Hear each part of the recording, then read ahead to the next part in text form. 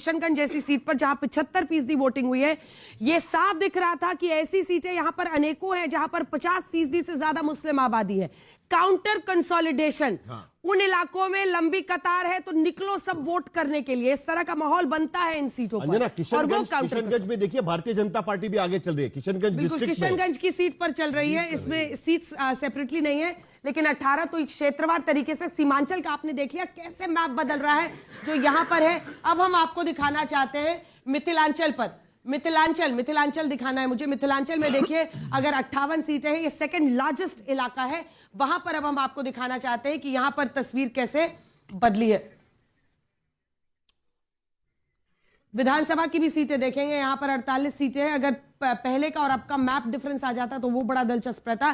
23-21 यहां पर आप देख रहे हैं मिथिलांचल में जबरदस्त परफॉर्मेंस है भाई। मतलब आप सोचिए ना कि क्या कर डाला है, 48 और 10 का पूरी बाजी ही पलट गई है, मतलब पूरा नंबर ही पलट चुका है। भोजपुर के इलाके में आते हैं, इसके बाद पाटलिपुत्र चलेंगे 31 और 17। यहां पर फिर भी थोड़ी स्थिति है, लेकिन भोजपुर में भी माना जा रहा था पहले से कि बहुत अच्छी परफॉर्मेंस रहेगी।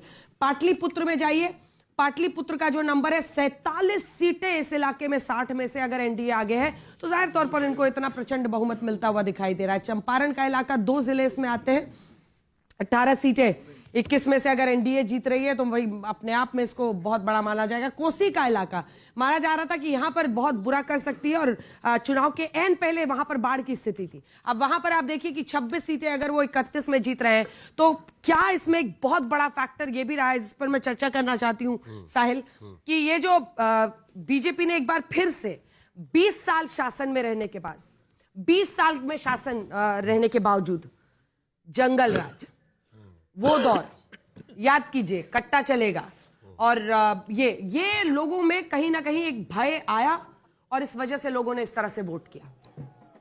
नहीं, ये भी एक कारण रहा होगा।